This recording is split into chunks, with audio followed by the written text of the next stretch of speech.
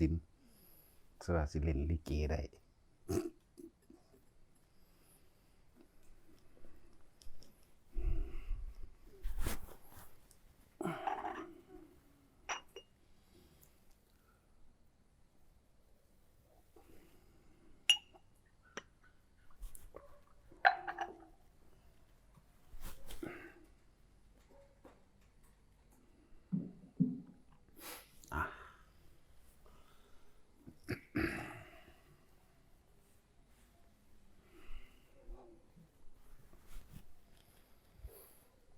มีอีหยังเฮ็ด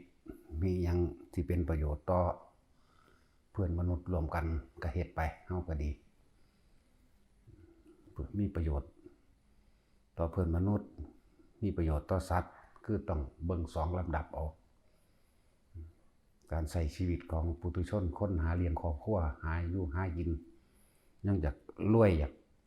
แต่ว่าพื้นฐานการใช้ชีวิตที่บ่ได้เดือดร้อน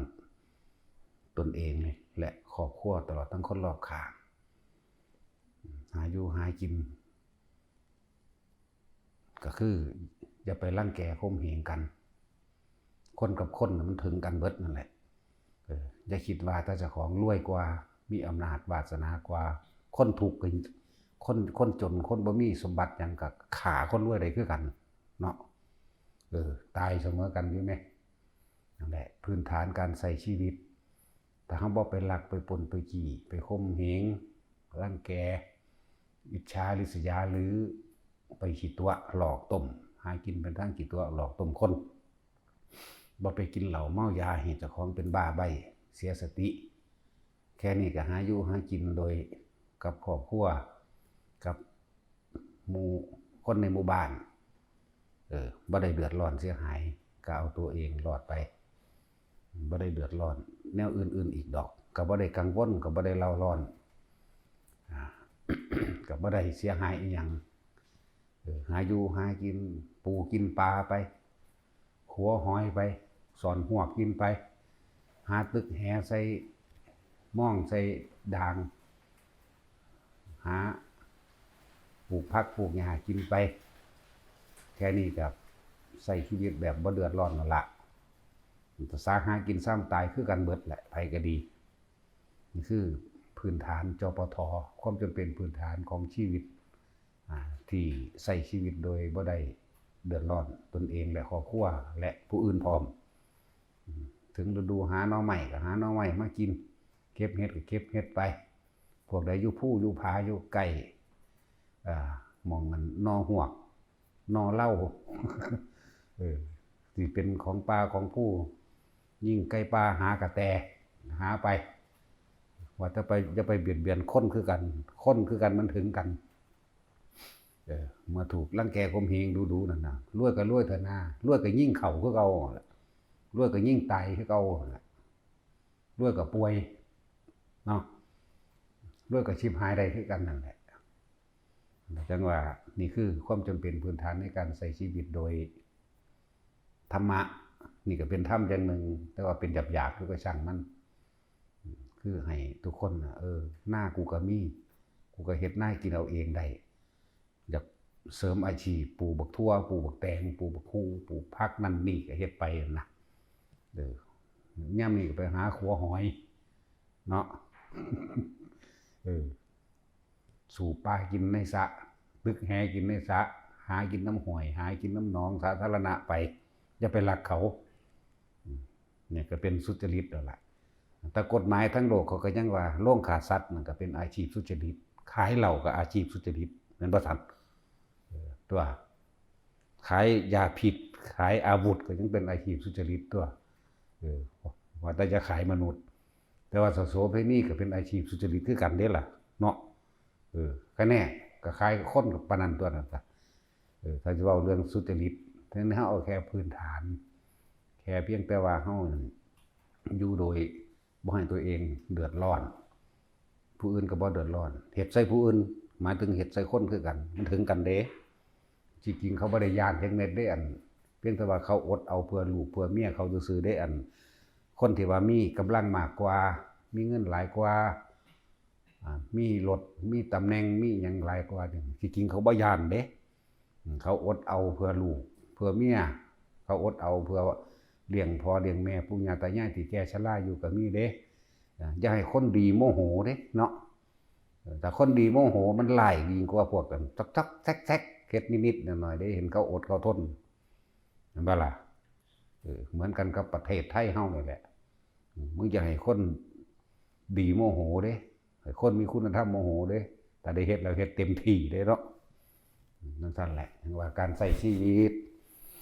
ความจำเป็นพื้นฐานในการเลี้ยงครอบครัวปลูกอ้อยปลูกมันปลูกยางไปหากินกบกินเขียดไปหากินหน่อหม่องหน่อไม้ไปตึกแหไปหากินปูกินปลาไปเสริมอาชีพก็ปลูกหมกทั่วปลูกหมกพริกไปเลยเนาะปลูกผักปลูกนั่นปลูกนี่ปลูกหญ้าขายมื้อนั้นแหละตะกี้บ่ได้ปลูกหญ้าขายได้เดี๋ยวนี้มีปลูกหญ้าขายเด้เนาะสั้นแล้วเลี้ยงเป็ดเลี้ยงไก่ขาเป็ดขาไก่ที่เลี้ยงเลยกินเดี๋ยวเป็นหลักของเขาเด้ขาแมงทั้งหมูทั้งหมานั่นแหละนี่พูดถึงว่าการใช้ชีวิตอย่างพอเพียงโดยปุถุชนทั้งหลายนั่นแล้วตะค้อมกะอยู่สบายเด้ล่ะบ่ไปหลักไปปนจี้ไผบ่ไปคดโกงไผล่ะสบายเด้ล่ะเนาะฮอดยามฝนตกใหม่ก็ไล่ตะกะแตนเก็บเห็ดแทดไปรู้จักเห็ดแทดซั่นบ่ผู้ซุมื้อนี่เนาะเก็บเห็ดแทดน้ำไห้น้ำหน้าแหมขัวหอยกินไปยามนี้ก็เลยตึกแหตึกหยังไปอย่าไปหลักของเขาเด้ล่ะนั่นแหละนี่ก็เว้าความจริงของชีวิตแต่ละคนนี่ก็เว้าเรื่องธรรมะแต่ว่าความจริงของทุกชีวิตที่ใช้ชีวิตโดยบ่อยากให้เดือดร้อนในตนเองและผู้อื่นแต่เฮ็ดผู้อื่นเดือดร้อนตัวเองก็เดือดร้อนเห็นบ่ล่ะเพราะท่านได้เว้าถึงขั้นว่าผู้สิไปนิพพานเด้นี่เว้าเกี่ยวกับความจำเป็นในบ้านซื่อมีหยังปลูกผลไม้รากไม้ขายก็ปลูกไปแล้วเว้ยฮอดยามตึกแหก็ไปตึกไปนั่นแหละหาเงินบ่ได้ก็ดีนี่ยังบอกว่าคนเฮาที่จริงนั่นน่ะบ่ได้ทุกข์แต่ว่าเฮ็ดให้ตัวเองทุกข์ยากลำบากเองเนาะคือคนมีอยู่เด้มีทรัพย์สมบัติให้หน้าก็มีพวกทำไร่จังซี่ปลูกอ้อยไปที่ปลูกมันไปที่เฮ็ดสวนยางพาราก็เฮ็ดไปที่เนาะหน้าก็มีพอได้เฮ็ดกินสระป่าก็มีอยู่ของไผของมันอยู่ห้วยหนองคลองบึงก็มีแม่น้ำใหญ่ๆก็มีก็หากินไปก็นี่คือความจริงที่พวกเขาใช้ชีวิตโดยบ่เดือดร้อนจังซั่นล่ะเฮ็ดให้ตัวเองก็บ่เดือดร้อนผู้อื่นก็บ่เดือดร้อนก็ทำร้ายผู้อื่นก็ทำร้ายตัวเองนั่นแหละขโมยรักของผู้อื่นก็ตัวเองนั่นแหละลำบากเองลำบากใจมันสิได้เบิดนั่นแหละเป็นรักของไผแต่เฮาเป็นเด็กน้อยมากจนเท่าเฮาเป็นหลักอันนั้นนี่คนเขาก็ยังจื้อได้คือเก่าอยู่ยังเอามาเว้าอยู่หาหลักบักม่วงผู้นั้นผู้นี้หลักบักมีอย่างนี้ในก็หลักเบิดนั่นแหละหลักบักเขียบมันแพงมันนั่นจังซั่นแหละหลักบักมีไปแลกยางแลกไข่ขี้เกียมมันงิ้วหลักบักม่วงหลักจังซั่นก็พูดถึงว่าผู้ใดอยากมีชีวิตเป็นปกติแค่นี้ก็มีความสุขโดยโลกแล้วโดยปุถุชนแล้วล่ะหอนำรับจ้างตัดอ้อยตัดมันก็ไปเฮ็ดไปนั่นแหละยังก็ดีเนาะเฮ็ดไปก็หากินซ้ำตายนั่นแหละนี่พ่อปานใดดอกนี่ถ้าพวกข้าราชการก็อย่าโกงอย่ากินนั่นแหละพวกนี้หนักอยู่เด้พวกนี้เนาะเอาแต่อำนาจว่าแต่เฮ็ดหยังก็จ้องเข้าหาเงินส่วนตัวผิดกฎหมายโลดกฎหมายพอกฎหมายใหม่มึงบ่กฎหมายใดที่บ่ประกอบไปด้วยคุณธรรมกฎหมายใดก็ช่างที่เข้าใจว่าต้องไม่ทำร้ายเบียดเบียนให้ผู้ใดผู้หนึ่งเสียชีวิตและทรัพย์สินมันจึงจะผิดกฎหมายแม่นว่าล่ะถ้าบ่มีตัวนี้เขาไปแทรกซ้อนอ้างเอาเองว่าเอาเองเขียนเอาเองนี่ตีนปืนมันยิงโลดผู้ใดก็เกิดมาหากินซ้ำตายแมงเสมอกันนั่นแหละเนาะนักกฎหมายมันก็บ่ได้ห้ามหรอกว่าบ่ให้ยิงหัวมันทะลุได้เนาะตำรวจก็คือกันต้องยิงเข่าแมงคือกันเบิดแหละไปก็ดีขาแมงโลด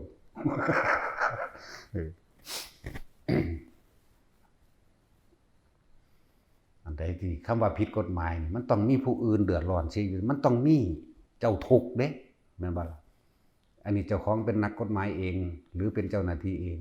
ไปหาวิธีกินเขาเองสัตว์แมงเลยเด้อไผก็ดีอันนี้เว้ามาตลอดเด้เฮาเคยเป็นมาแล้วเฮาฮู้จักคือหยังนี่นั่นแล้วเฮาก็เคยเป็นอยู่นั่นแนวภาษาจังซั่นคือพวกอันจมอยู่ในนรกวะวานจากตลอดทุกเสี้ยววินาทีทั้งตัวพวกจังซี่เห็นบ่ล่ะมีแต่สิคดโกงเอาเด้ตำรวจบ่หรือทหารหน้าที่ใหญ่ๆแน่ยังที่เกี่ยวกับของหลวงนี่ทั้งเบิ่งซะหน้าวันนรกคุ้มหัวมันมิดหัวเลยล่ะบ่มีเงินจ่ายงวดรถ2คัน3คันลูกอยากได้นั่นอยากได้นี่ก็หาวิธีไปกดข่มเหงเอาตัวบัดนี้เนาะพวกป่าไม้มื้อนี้โตดีแมงเบิดแหละสัตว์นี่แมงหยังป่าไม้รวมกันกับหยังสปก.รวมกันหากินรวมกันพวกนี้เขามอบหมายประชาชนเฮ็ดหยังได้ก็เขาก็เฮ็ดได้ไปตามเขาบ่ได้เฮ็ดให้ผู้ใดเดือดร้อนเสียชีวิตทรัพย์สินแบบนี้โดยส่วนบุคคลโดยส่วนตัวทำท่าไปหาเรื่องเขาเดือดร้อนนั่นบ่ล่ะจังซี่อีหลีเด้ผิดนั่นผิดนี่ทำลายหน้าดินโอ้ยเขาสร้างโรงงานบักใหญ่คือบ่ทำลายหน้าดินเนาะเจ๋งแม่งแต่กับคนไทยคือกันนั่นแหละเจ๋งแม่มึงแต่กับคนทุกๆยากๆนั่นแหละเนาะบัดกับเขมรนะลูกเขามาเท่าไหร่กิโลคือบ่ไปจับเขาบ่ลูกเขาอีหาหมาสีแม่มึงนี่เพราะมันสูญกันได้พวกนี้อีกแล้วเขาไปตัดไม้มาเผาทานเขามาเฮ็ดเฮือนคือเล็กๆน้อยๆนั่นบ่เป็นหยังบ่แม่นมาหาจับเขาเนาะเผาทานจับเขาหาเห็ดจับเขาอุ้ยหมาสีแม่เอ้ยบัดเขาลุกมาเท่าไหร่กิโลแม่4-5จังหวัดประเทศไทยตะกี้แม่มันคือบ่พากันไปเฮ็ดเอาคืนเนาะปุ่นไล่มาตะโพธิสัตว์ฮอดจังหวัดพิบูลสงครามพากันฮู้จักแต่บ่แม่นบ่ล่ะคือบ่ไปเอาเขาคืนมาซั่นเนี่ยเพิ่มเติมมาจากศรีโสพลเสียมราชเข้าใจบ่นี่ไปเอาทำไมป่าไม้ศูนย์นี่ป่าไม้บ่สปก.พวกนั้นเขาไปหาเห็ดซื่อๆก็จับเขาปรับเป็นแสน200,000 300,000จนบ่มีอีหยังนั่นแหละนี่ให้ความรู้เด้นี่ให้ความรู้ในการเอาตัวรอดรู้หยังให้รู้ศีลธรรมนำแน่พวกอันเจ้าหน้าที่ก็เลยสูเป็นขี้ขาราษฎรเด้สูบ่แม่นสูมากดขี่ข่มเหงเด้มันบ่ล่ะเรียกว่ามาเพื่อประสานสมานมิตรทำให้ประชาชนราษฎรเข้าใจในบริบทต่างๆหรือเพื่อไกลเกลี่ยระหว่างราษฎรกับราษฎรผิดกันบ่แม่นเข้าข้างมันบ่ล่ะนี่ต่างหากส่วนมากเห็นบางใดต้องเข้าไปในน้ำมื้อนี้ล่ะที่เฮาเห็นเดี๋ยวนี้เลยอยู่กลางประเทศไทยก็คักว่านี่ก็เลยยังหาเรื่องจิจับเขาคนนั้นคนนี้อยู่ร่วมตัวกันเขาไปตีแมงอยู่หม่องมันทำงานน่ะโลดเนาะพอมีปืนยิงนี่ยิงแมงโลดมีผู้ใดกล้าเว้าคือเก่าดอกนะว่าล่ะเอาความจริงมาเว้าเบิดนั่นนี่ก็เลยของเฮามันเผชิญมาทุกแบบแล้วเลยตายแล้วเด้นี่มาโลดกูยิงแมงของเฮามันอดมานานเลยสั่นเนาะปานว่ากูบ่เคยเป็นเหี้ยภาษาจังซั่นจึงให้ความรู้กับทุกคนอย่าย้านข้าราชการผิดให้ออกจากราชการติดคุกพร้อมก็มีเข้าใจบ่นี่ถ้าเฮาผิดแต่ถ้าราชการมีเรื่องกับประชาชนได้ย้ายร่วมรอดตีแมงอยู่นั่งโต๊ะทำงานมันนั่นน่ะถ้าเป็นตำรวจก็ไปตีโลดผู้กำกับมันก็ตีโลดมันก็เก็บอยู่ดอกเว้ยผู้กำกับก็เลยมันก็เลียดออกคือกันนั่นแหละเนาะแต่เป็นตำรวจถ้าเป็นป้าไม้ก็ตีหัวหน้ามันนั่นตีแม่นเบิดหั่นแหละคนเบิดบ้านตัวลุ่มตัวเนาะผู้ว่าพวกนั้นเขาไปเหยียบข้อแมงอยู่ในหม่องของอสแอแสจังมันล็อกไว้ซะก่อนอย่าเพิ่งตีเขาชาวบ้านคือกันแต่ว่าถ้ามันก็จะนำแมงคือกันตัว เฮ็ดมาบ่แห้งแล้วได้ที่เว้านี่แหมเฮ็ดมาแล้วนะบ่แม่นคนอยู่นี่เด้คนกาฬสินธุ์ ทินดำๆตูนไม่ยังก็คือต้องให้ประกันดวนเว้าแขแก้งหางโอ้ยมันเว้าหาแมงยาวๆบักหาดก็เด้ นั่นแหละให้ความรู้เพื่อเอาตัวรอดแต่ละคนตามความเป็นจริงได้นี่นะบ่ต้องย่านหากินซ้ำตายเป็นเพราะว่าเฮาย่านนั่นแหละเฮาจึงได้ยอมได้เสียอิหยังที่บ่สมควรที่สิเสียแม่นบ่ล่ะบัดนี้บ่ย่านเด้เลยตายแล้ว เรียกว่าให้ความรู้พื้นฐานในการหาเลี้ยงชีวิตทุกคนต้องมีคุณธรรมต้องมีความจริงนำนะคือความจริงของปุถุชนทั้งหลายหาอยู่หากินโดยสุจริตบ่ทันได้ถึงว่าสุจริตธรรมแบบธรรมะคนที่ฝึกหัดปฏิบัติตนไปนิพพานเด้ก็เฮ็ดต้องเฮ็ดแบบนี้บ่ซั่นเฮาบ่รอดอย่าลืมว่าในโลกนี้บ่มีผู้ใดเอาความยุติธรรมให้เจ้าของได้ตัวเองต้องสู้ด้วยตัวเองนี่เอิ้นว่าปลุกเร้าใจจากบ่นี้สมัยตะกี้ก็คอมมิวนิสต์ ก็อีหลีนั่นแหล้วเฮาก็เป็นมาแต่เก่าก่อนอยู่แม่ บ่แม่นว่าบ่เป็นเด้ล่ะนั่นแหละสุดท้ายแล้วก็เห็นนะก็แบ่งดินแบ่งดอนให้เฮ็ดอยู่เด้ล่ะปกปันให้ปันหน้าปันป่าปันดงให้คนก็จังได้อยู่ได้กินเด้ล่ะแถวหมู่นั้นก็เลยแถวบ้านหาดไสมุนดงมูลหมู่นั้นดงมูลหาดไสมุนแถวห้วยเม็กกาฬสินธุ์ทางแม่นเพิ่นตัวสมเด็จหลายคนดอกให้ความรู้ให้ความจริงเอาความจริงมาบอกให้ทุกคนฟังการเอาชีวิตรอดว่าตั้งแต่จะเบียดเบียนข่มเหงซึ่งกันและกันก็รอดดอกก็ให้รู้จักคำว่าพ่อเพียงโดยสามัญตัวเองนั่นแหละ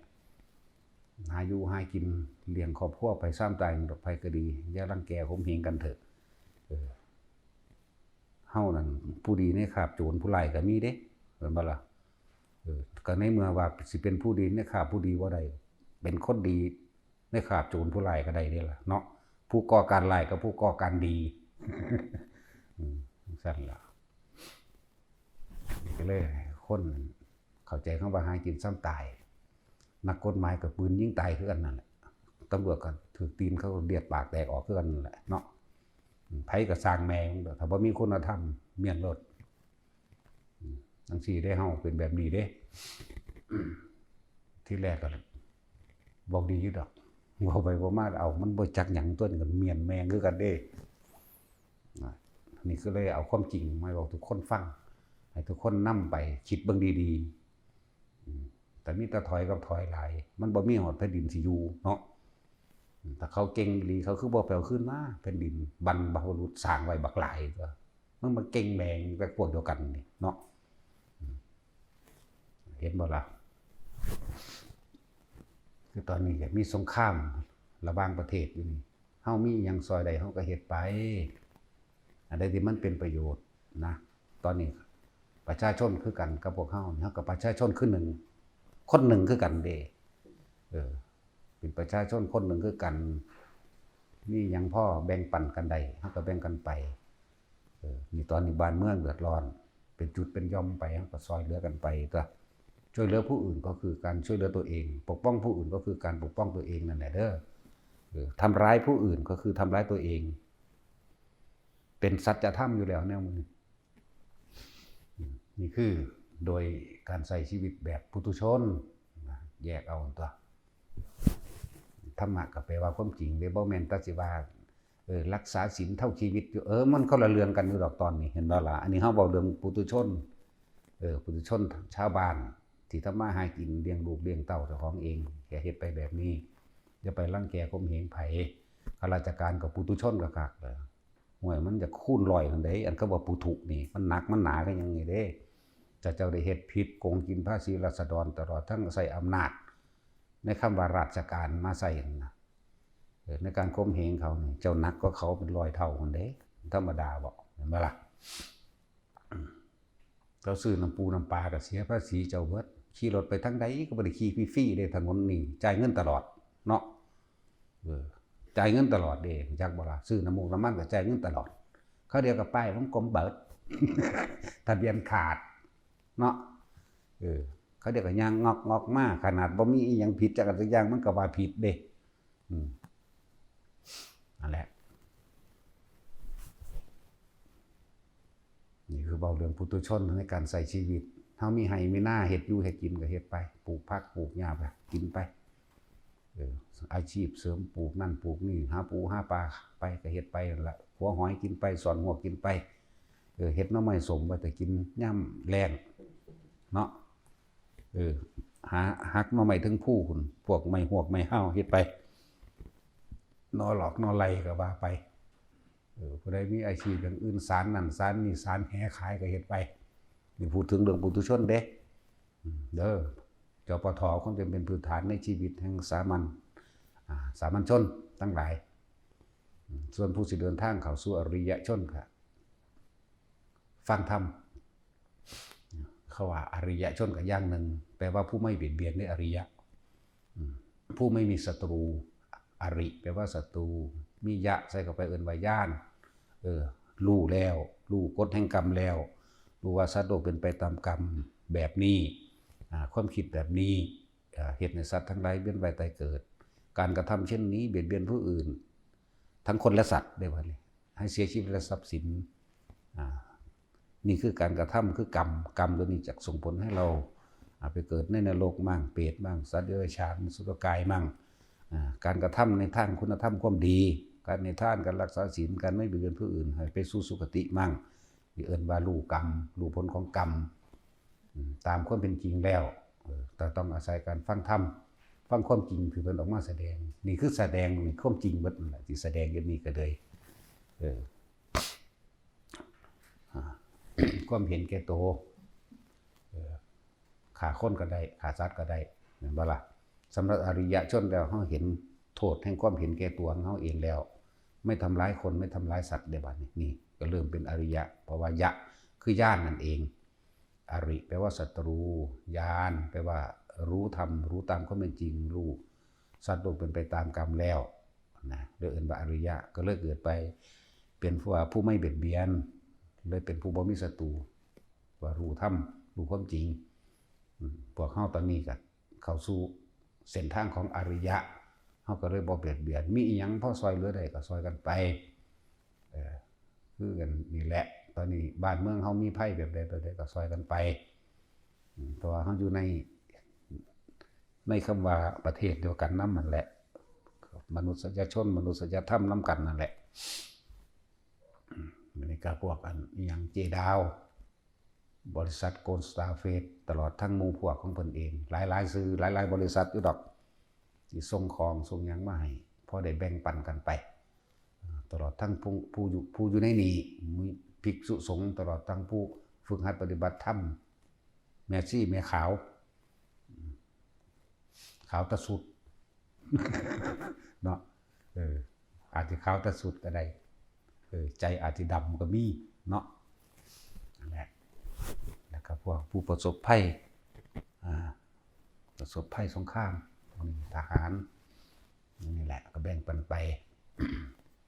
แต่ว่าผู้มาก่อนหมู่ผู้แรกก็บริษัทคุณลุงซีฟู้ดเป็นเงินมา100,000พอได้เป็นค่าน้ำมูกน้ำมันหรือซื้อของที่จำเป็นจังซี่เฮาก็มื้อนี้ก็มาของเจดาวมา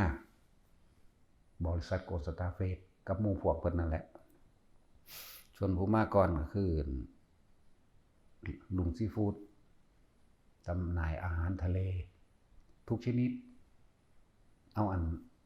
ยังดักแด้ก็เป็นอาหารทะเลอยู่บ่ เห็นบ่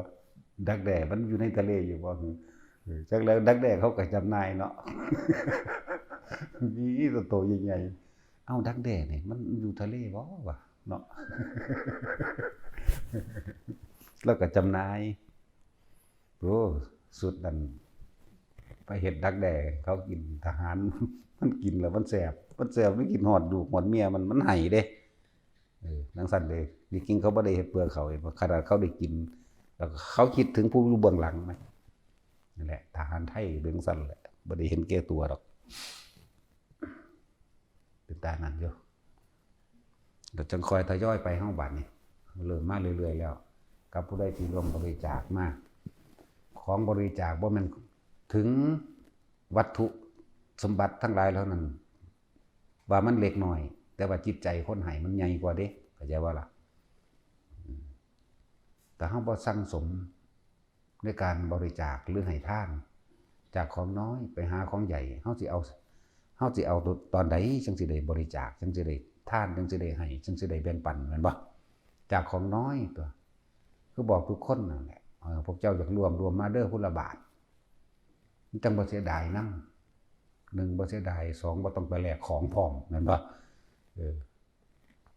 ไม่คิดถึงครั้งสมัยตะกี้เด้อในก่อนพุทธกาลก่อนพุทธเจ้าสิอุบัติขึ้นหรือพุทธเจ้าอุบัติขึ้นแล้วก็สร้างของที่เขาเจ้าให้ทานบางทีก็เขาจี้แปลงห้ำเนี่ยห้ำคนเขาตำเขาเนี่ยตะกี้คนที่เป็นทาสคนที่บ่มียังกินในครอบครัวนะค่าจ้างในการมาทำงานของเขาแค่ทับพี่เดียวนึงเลยบัดนี้ก็นั่งไปฟัดบัดนี้ก็เอากระดงไปฟัดเขาเอาห้ำมันอยากบ่ล่ะเป็นเขาปลายเป็นห้ำนี่เอามาเกลือกิ่งเอาได้บ่จังเอาไปจีไหมว่าสมัยนั่งวิสาขาหรือนั่งมัลลิกามันคนทุกคนยากมาก่อนดีล่ะเขาก็ให้ท่านพวกนี้เลยเขาจี้จากว่าล่ะซุปห้ำแล้วก็ไปกี้มันเลยได้เป็น2 อันนึงไว้กินตอนเช้าอันนึงไปกินตอนนอนตอนเย็นนั่งสิพอดีเนี่ยนั่งมัลลิกาสมัยตะกี้ก็ดีใส่บาตรพระพุทธเจ้าเบิ่งพุทธเจ้าสรรให้บ่น้ออาหารเฮาเป็นของต่ำเป็นของหยาบเป็นของบ่ปราณีเป็นของเลวสำหรับถาดอย่างเฮาตั้งแต่แตะออกจากมือเฮานี่ก็เป็นการกินีคักแล้วคิดในใจเห็นมันพุทธเจ้าฮู้พุทธเจ้าก็ฮู้เพิ่นก็นั่งสรรให้เบิ่งต่อหน้าต่อตาอย่างเดียวเบิ่งเกิดความปลื้มปิติขึ้นมาจนตายในสมัยนั้นผมพระพุทธเจ้าองค์นึงนั่นล่ะลืมชื่อเพิ่นแล้วตายแล้วพุ่นไปอยู่ดุสิตพุ่นเด้มันธรรมดาเด้สวรรค์ชั้น4พุ่นน่ะจักบ่ล่ะจะทำประโยชน์แก่บุคคลผู้มีประโยชน์ต่อสัตว์โลกทั้ง3พร้อมเด้พระพุทธเจ้านี่เห็นบ่ล่ะเราจะทำอันยิ่งใหญ่ตายในศาสตร์นั้นพระพุทธเจ้าองค์นั้นไปเกิดอยู่ดุสิตเด้นะบัดนี้นั่งวิสาขามื้อนี้เป็นคนทุกข์คนยากมาเบิดนั่นแหละพระเจ้าคอยฝึกหัดท่านมาเลยเกิดมาศาสตร์ใหม่เอานั่งมัลลิกาเกิดมานั่งวิสาขาเนื้อนั่งมีความคล้ายๆกันนั่นแหละเกิดมาศาสตร์ใหม่หรือนั่งอุตรามื้อนี้เกิดมาศาสตร์ใหม่พวกนี้มีประวัติคล้ายๆกันเด้เกิดเป็นลูกทาสเกิดมาศาสตร์ใหม่รวยได้บัดนี่เมื่อรวยแล้วครับมาอยู่กับพระพุทธเจ้าปฐมุตระมื้อนี้แหละหรือพระอนุมัติสีนี่ก็เจ้ารวมๆกันมาเรื่อยๆอยู่เวลาให้ท่านกับพระพุทธเจ้าก็ตรัสทักภิกษุสาวกอันนี้ก็อร่อยนะเจ้าค่ะอันนี้ก็ดีนะผ่าเสร็จมือเสร็จตีนสิแม่อันนี้ลองสักหน่อยนะเจ้าค่ะอันนี้นะนี่ไหมเขาเจ้าบ่พ่อในการให้ท่านเขาเจ้าเลยรวยมาตลอดนะสั้นแล้วเลยบอกพวกเฮานั่นนะเจ้าบ่จะไปอายดอกพวกเจ้ามีหัวใจที่ยิ่งใหญ่พุทธบาทเหมือนบ่ซะหัดท่านให้ทีละบาทเลยก็2 บาท3 บาทเลยบุญกุศลอันนั้นส่งเสริมตัวเอง1เฮาบ่ขอ2เฮาอุทิศบุญนี่ว่าสละนอกคือวัตถุสิ่งของอาหารยารักษาโรคของที่อยู่อาศัยเงินกับเข้าไปอยู่ในเขตของปัจจัย4นี่แหละตลอดทั้งเครื่องอำนวยความสะดวกสบายจากบ่ล่ะเฮาบ่ขอแล้วเฮาก็อุทิศทานในหมายถึงอุทิศผลทานบุญกุศลกรรมดีให้แก่สรรพสัตว์ทั้งหลายถือว่าเริ่มต้นแรกมารดาบิดานี่ญาติสายโลหิตปู่ย่าตายายลุงป้าน้าอาตลอดทั้งเจ้ากรรมนายเวรเมื่อเขาได้รับส่วนบุญส่วนกุศลนี่มันก็สะท้อนขึ้นมาหาเฮาเองนั่นแหละพอเฮาเฮ็ดเองนี่ท่านนอกคือให้คนนี่ใส่บาตรพระก็สร้างหรือช่วยเหลือบุคคลผู้อื่นก็ช่างนี่ท่านนอก ตายเห็นท่านในบ่หวังผลสิ่งใดตอบแทนแต่ว่าอุทิศบุญก็อย่าว่าล่ะมันก็คอยร่ำรวยมาเองดอกเพราะคนบ่เคยให้ทานมันสิเอาหยังมารวยเศรษฐีเดี๋ยวนี้อาจสิลืมตนก็ได้แม่นบ่ล่ะกินของเก่ากินขี้กินมูลเก่าเหมือนท่านนั้นใช่เศรษฐีอันปูของนางวิสาขาถ้าอันแม่นางวิสาขาบ่สอนบ่เทศเอานี่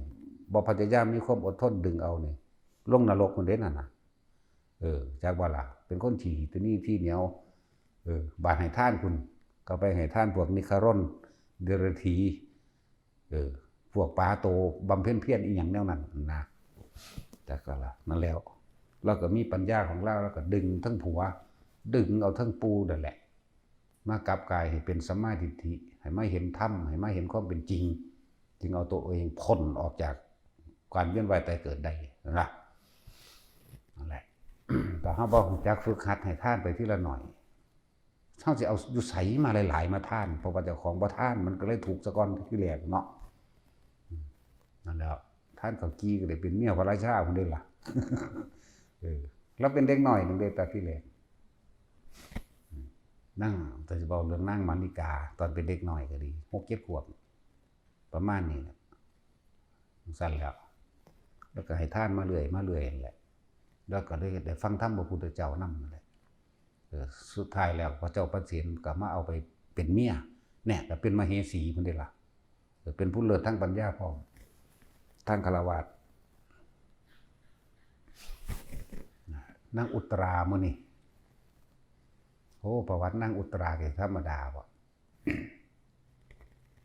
เป็นหยังเขานางสิริมาเอาอันน้ำฮ้อนน้ำเนยใสฮ้อนๆสาดหัวลาดหน้าเราคือบ่ฮ้อนจักว่าล่ะแต่สมัยใดล่ะแล้วก็รวยมาแตะเก่าของเราดอก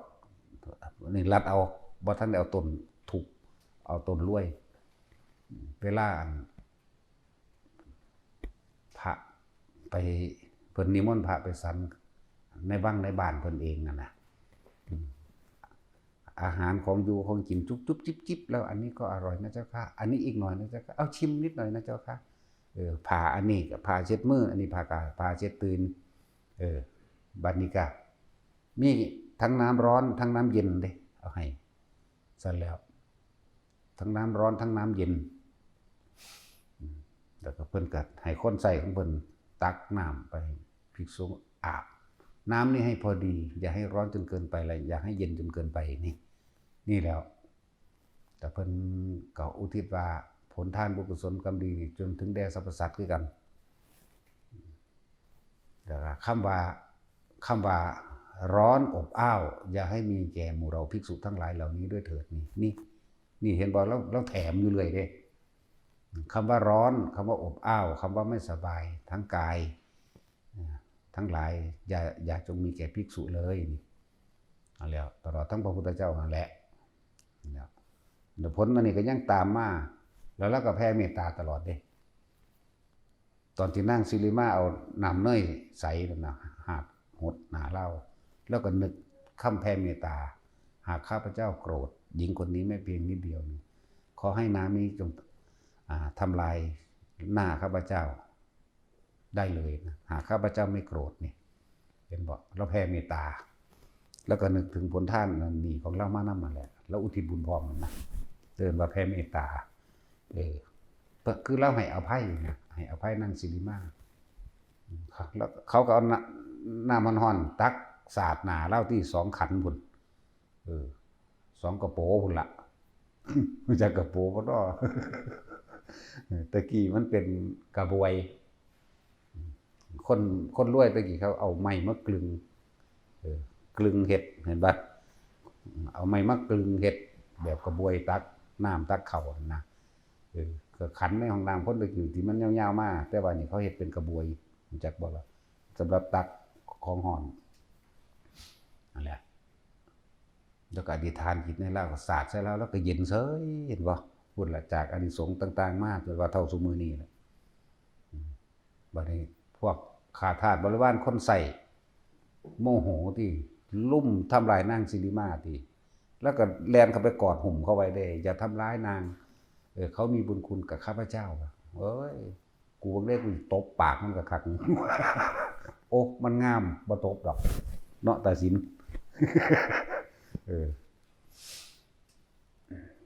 นั่นแหละฝึกหัดให้ท่านแต่เล็กแต่น้อยบางคนได้เศษท่องแค่ปีกลิ้นมันจักหินมาพูดแล้วเนาะพวกอันคนในเมืองพวกบ้านนอกมันไม่จักยังดอกเท่ากับปีกลิ้นเขาเอาบุญเขาถวายกฐินกันคนนี้มีท่องน้อยหน่อยอยากอายเขาบ่กล้าไปเห็นน้ำเขาเลยเอาไปซ่อนไว้ใต้ฐานหมายถึงสวมพระพุทธเจ้าแต่ก็อุทิศผลทานบุญกุศลกำลีตายจากสัตว์นั้นพุทธดาวดึงมันได้ล่ะธรรมดาก็เนี่ยเป็นคนถูกคนยากนำหรือแม้กระทั่งภาษีวลีก็บ่เห็นว่าเราสิท่านท่านหั่งมิมจำบ่แม่นของเจ้าของจะไปหามาแต่ในป่าเนาะท่านหั่งมิมเด้ภาษีวลีกันนั่นแหละตามธรรมดาแล้วหั่งมิมบักเป็น10หั่งมันได้เขาจังสิให้1กหาปณะอันนี้ดุมมาถามเพียงหั่งมิมหั่งเดียวหั่งเพิงหั่งเดียวนะให้1กหาปณะเนี่ยเห็นบ่ล่ะก็เลยสงสัยมันต้องมีเหตุการณ์แม้ให้ยับขึ้นเป็น8มั่งเป็น100มั่งเอาไปว่าให้เป็นพันบ่แม่นสมัยพระพุทธเจ้าองค์นี้เด้อาจารย์ว่านี่ภาษีวลีกันนะพูนพระพุทธเจ้าอัญญาโกณทัญญะพุทธเจ้าพุ่นเด้พระโกณทัญญะพุทธเจ้าปุ่นน่ะก็สมัยพุ่นเด้นั่นน่ะไล่เบิ่งดิรวยมาเลยตัวนั่นแหละประมาณนั้นแหละชื่อชื่อว่าเพิ่นบ่ชื่อชื่อเพิ่นได้หรือบ่ได้ผิดหรือบ่ผิดว่าไปนั่นแหละก็เลยว่าพุทธเจ้าองค์นั้นซะไปสัตว์จักบ่ผิดพระเจ้าองค์หนึ่งหรือพระเจ้าองค์นั้นแล้วซื้อ1,000ก็บ่ขายแบบนี้มาเบิ่งแล้วโอ้เรียกว่ากษัตริย์ผู้ทรงธรรมกษัตริย์ผู้มีศรัทธาในพุทธศาสนาทำทานแข่งกันกับชาวบ้านชาวเมืองในยุคนั้นกษัตริย์แพ้เด้เพราะว่ากษัตริย์บ่มีหั่งเพิงจริงๆเขาหาได้บ่หาได้แต่ว่าหั่งเพิงนั้นบริสุทธิ์ไม่มีลูกน้อยไม่มีลูกอ่อนไม่จักว่าล่ะบ่มีลูกอ่อนบ่มีแม่มีแต่น้ำเพิงล้วนๆมีแต่น้ำเพิงน้ำมิมล้วนๆเลยนั่นแหละสนะเพราะว่าหั่งมิมอันเดียวนั่นแหละสมัยนั้นแล้วก็เลยพุทธเจ้าฮู้ว่าคนนี้เป็นคนทุกข์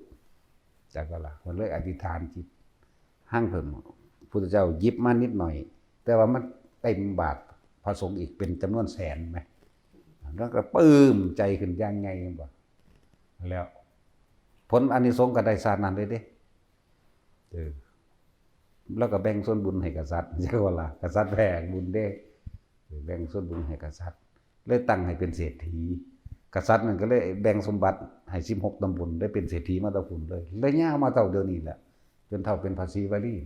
ขนาดนั้นแหละถึงบอกว่าผู้ใดท่านของมานั่นน่ะอย่าเข้าใจว่าของเจ้าของนั่นน่ะมันหน่อยมันบ่มีค่ามีเด้อ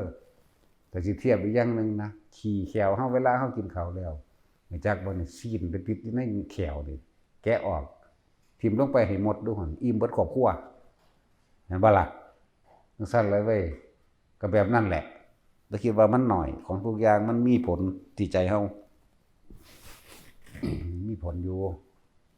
แต่เฮาทำใจใหญ่สักอย่างเฮาตัด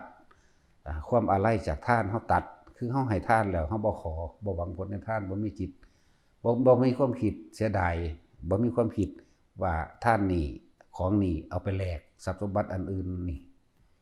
มันก็ใหญ่เองนั่นแหละจึงบอกว่าให้หัดให้ทุกคนท่านทีละบาท2 บาทหรือมีวัตถุอันใดที่เจ้าของมีนั่นแหละให้มาโลดทานมาโลดนะมันยิ่งใหญ่ที่ความผู้ให้อยู่เด้จากบ่ล่ะแต่ก็จะไปหวังอย่าไปขออย่าไปแลกอีหยังเถาะมันบ่ได้ดวงตาเห็นธรรมมันบ่เห็นความจริงเอง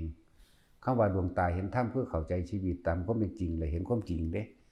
บ่แม่นบัวบะแบบจินตนาการเอาเด้จักว่าล่ะนี่คือฟังเทศอยู่นี่มันเข้าใจชีวิตคนเฮาภาษาเกิดมาหากินซ้ำตายนั่นดอกเว้ยดวงตาเห็นตามติวืบเข้าในความรู้สึกเลยเด้โอ้มันแม่นความเพิ่นเบิดนะตั้งแต่กี้ชีวิตกูนี่ย้านแต่บ่ได้บ่ดีบ่มีบ่รวยบ่นั่นนี่รักกูก็รักของเขาฆ่ากูก็ฆ่าเฮ็ดหยังกูก็เฮ็ดไปทั่วไปทีมันสำนึกผิดได้มันก็เปลี่ยนใจใหม่ตัวบัดนี้นั่นละเอิ้นว่าดวงตาเห็นธรรมเห็นตามความเป็นจริงแล้วว่าเจ้าของตะกี้ไปรักเขามากก็เป็นทุกข์กินก็บ่แซ่บดอกกินแล้วก็คิดก็ฆ่าเรียกว่าล่ะนั่นแล้วเปลี่ยนความเห็นใหม่ตัวบัดนี้หรือเพิ่นว่าสิ่งศักดิ์สิทธิ์บ่มีดอกที่มาดลบันดาลนั่นนี่มีแต่ของเฮ็ดเองมันก็วืบเข้าไปเลยก็มีก็เอิ้นว่าดวงตาเห็นธรรมเห็นความจริงเห็นชีวิตของเองตามความเป็นจริงการทำร้ายผู้อื่นก็คือการทำลายตัวเองการไปรักของผู้อื่นก็คือการทำลายสิ่งที่ตัวเองมีอยู่เห็นบ่ล่ะนั่นแหละการเบียดเบียนผู้อื่นให้เสียชีวิตด้วยทรัพย์สินก็คือการทำลายตัวเองดีๆนี่แหละนี่จังสี่ก็เอิ้นว่าดวงตาเห็นธรรมมันเข้าใจแล้วกูบ่เฮ็ดตัวเห็นบ่ล่ะกูบ่เฮ็ดดอกบาทนี่กูฮู้จักแล้วตัวถือเอาเฉพาะความจริงรู้สัตว์โลกเป็นไปตามกรรมเชื่อเรื่องกรรมเชื่อเรื่องผลของกรรมคือการกระทำของตนเองเด้บ่แม่นกรรมที่ผู้อื่นดลบันดาลเด้มีผู้ใดดลบันดาลเด้นั่นแหละนี่เอิ้นว่าดวงตาเห็นธรรมบ่แม่นบรรลุอันนั้นอันนี้ดอกนี่แล้วก็เริ่มฝึกหัดตัวเองในการปล่อยในการว่างจ้ะนั่นแหละคือจังนั้นนี่ก็คือจังเฮาเฮ็ดผ้าป่านี่ผ้าป่าโบราณเป็ดแบบสมัยพุทธกาลผู้ใดอยากท่านหยังท่านผ้าสมัยตะกี้บ่ทันได้มีเจ้าภาพดอกผู้ใดสิท่านหนังก็เอาไปไว้ในป่าไปสังเกตพระองค์นั้นเดินทางผ่านนั้นผ่านนั้นบางทีก็ไปถิ่มไปกองขยะยักเยือกบางทีก็ไปพาดไปน้ำต้นไม้ขอนไม้ถิ่มไปตรงต้นผ่านเพิ่นทางสิอธิษฐานเอาดอกนะบางสุคนเอาดอกต่อมาก็นั่งวิสาขานว่ามาเป็นเจ้าภาพเข้าใจว่าล่ะถวายผ้าอาบน้ำฝนก้อนหมู่ส่วนถวายผ้าไตรนั่นเป็นแม่ใหญ่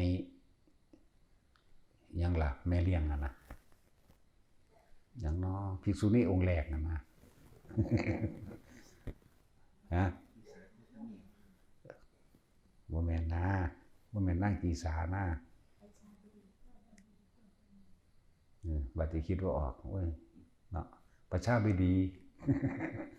ประชาบดีโคตมีนั่นแหละถวายผ้าไตรนี่ก็ก้อนหมู่บัดนี้สำหรับเฮาเองนะบ่ต้องไปล่อให้ผู้ใดมาเป็นประธานบ่ต้องไปล่อผู้ใดผู้หนึ่งมาเป็นเจ้าภาพแทนบ่ต้องไปสนใจว่ามีกรรมการหรือบ่กรรมการสำหรับคนที่ถวายผ้าป่านี่จงเป็นประธานตัวเองเฮาต้องเป็นผู้นำตัวเองเด้นั่นแหละผ้าป่าเนี่ยมันบ่แม่นว่าสิเป็นผ้าไตเด้อันใดอันหนึ่งผ้าอาบน้ำฝนก็ได้ผ้าขนหนูก็ได้เสื้อผ้าก็ได้จักว่าผ้าเช็ดหน้าอันนึงก็ได้ผ้าขาวม้าผ้าขาวเป็นอันเดียวก็ได้เนี่ยนั่นแหละหัดเป็นผู้นำตนเองมากกับไปว่างไปตามป่านั่นแหละเขาเจ้าของสิพาว่างดอกสำหรับผู้มาใหม่ผู้บ่ฮู้จักก็ดีผู้ฮู้จักอยู่แล้วก็ฮู้จักแล้วล่ะว่าว่างแบบใดเฮ็ดไปแบบใดอธิษฐานหรือว่าเรียกว่าอุทิศบุญแบบใดนะสิพาอุทิศอีกทีนึงดอกเอาในใจเจ้าของสักก้อนทีนึง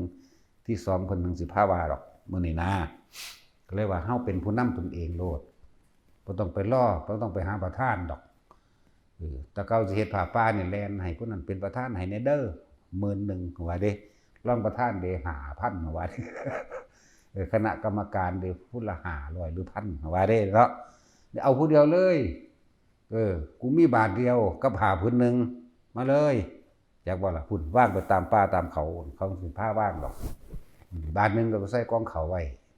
กองนั้นมีแต่เขาอย่างเดียวได้บ่ออกเด้เนาะใส่กองเขาไว้บาท1 2 บาทแล้วแต่สิเฮ็ดล้านก็เอาจังซั่นล่ะ แต่เป็นอยากให้ทุกคนเป็นผู้นำเจ้าของเอง เป็นประธานแก่ตนเองใช่ป่ะล่ะเฮาต้องเป็นผู้นำตนเองนั่นแหละมาเฮ็ดโลดบ่แม่นว่าไปเป็นบ้าแต่นำอันแฮปปี้นิวเยียร์นิวเยอยังหามึงอยู่หั่นแม่นบ่ซั่นบ่แม่นไปฉลองกินเหล้าเมายาดีบ่ดีมันตายมื้อนั้นซ้ำก็มีเมาเหล้าเมายาเข้าแล้วเนาะดึงตัวเองออกจากความอบายมุขอบายภูมินี่แหละเว้ยฉลอง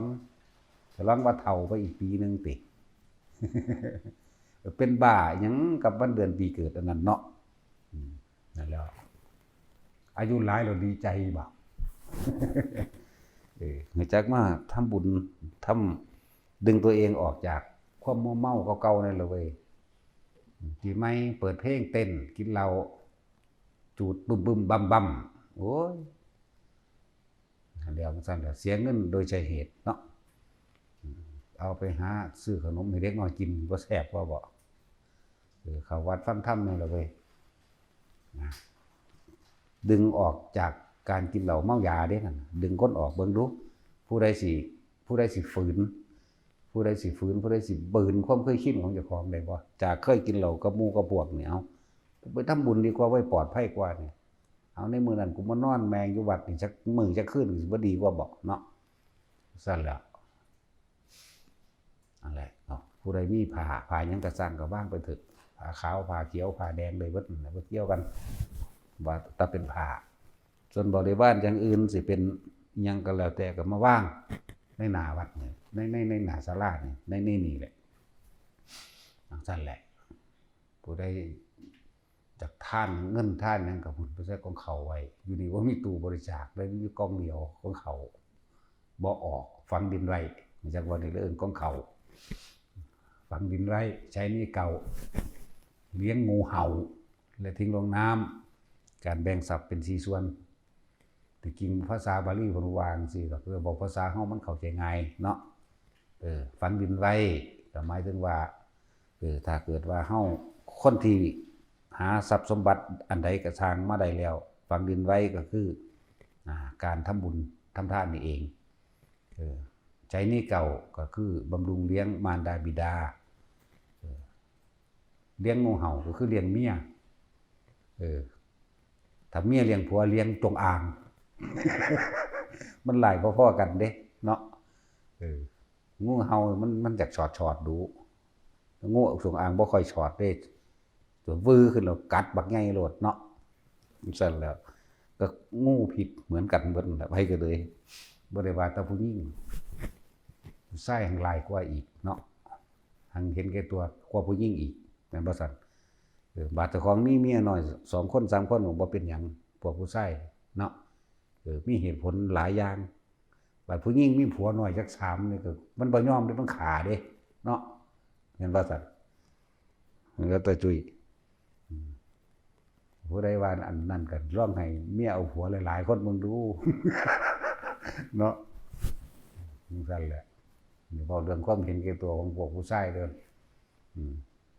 มันสิเอาเท่าใดคนก็เอาโลดกูก็เอาคือกัน เนาะได้ยินเฮ็ดได้บ่เจ้าเฮ็ดบ่ได้ดอกเจ้านั่นมันมีสมอง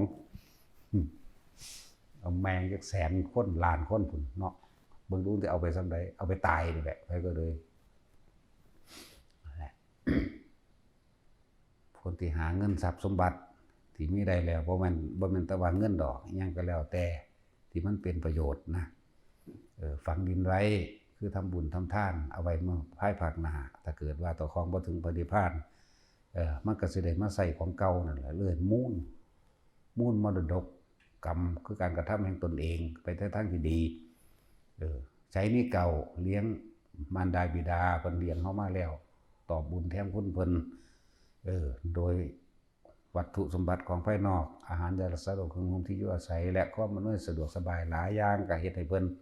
เฮ็ดเต็มที่ที่เฮามีนั่นแหละเลี้ยงงูเห่าคือเลี้ยงครอบครัวแต่ของเองแหละตามธรรมดาแล้วถ้าจะเข้าตามพระพุทธเจ้าเนาะเพิ่นมอบความเป็นใหญ่ให้กับผู้หญิงผู้เป็นเมียเด้บ่ล่ะตะกี้คนซื่อเนาะก็ว่าไปตามซื่อแล้วเว้ยคนซื่อมันหลายกว่าเด้คนซื่อสัตย์นั่น หาทรัพย์สมบัติมาเท่าใดแล้วก็ให้เมียนั่นแหละเป็นผู้เก็บซุมื้อนี้มันบ่ซื่อเด้ กูเก็บเอง จักว่าล่ะ แต่ตัดสินใครอยู่ดอกแล้วมันซื้ออยู่ฮิปโปเลยเนาะตัดสินนั่นเด้อก็บ่ซื้อดอก นั่นแหละเดินบ่เลี้ยงงูเห่าถ้าบ่ให้มันก็จมแม่นบ่ล่ะแต่ว่าแต่ของเองบอกผู้ชายเป็นงูจงอางเด้อเฮาบ่ได้ว่าถึงแต่ผู้หญิงเป็นงูเห่าเด้บักจงอางใหญ่เลยเด้นั่นน่ะอาศัยว่ามึงใหญ่กว่ามึงกัดมันฆ่าตายได้เลยเด้เนาะจังซั่นแหล้วทิ้งลงน้ำก็หมายถึงว่าซื้อกินมั่งอย่าอดเกินไปเหมือนสิถีขี้ที่หลาย